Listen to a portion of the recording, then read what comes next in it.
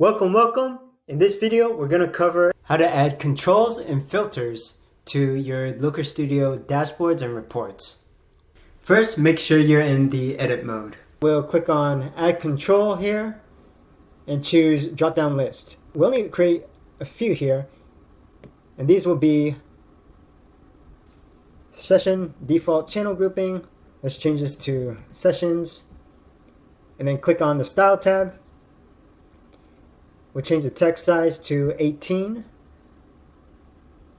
Scroll down and change the border radius. Let's add some border radius. We'll add 3. And let's change the size here. Then we can copy and paste. And we'll create another control for device category. If a geographic dimension is important to you, you can add one for country, region, or whatever you please.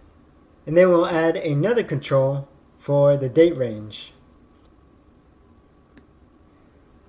So for the default date range, we'll just select the last 30 days, click on apply, and then change the style to match the other controls. Once you have all the elements in your dashboard or reports all configured, then you can use the filters and the data controls, and you'll see your report, your dashboard update.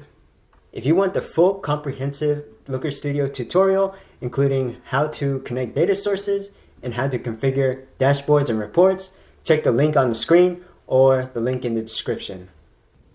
So if you found this useful, please like, comment, subscribe, and if you want more content on digital analytics, including tracking, reporting, analysis, we'll see you in the next episode.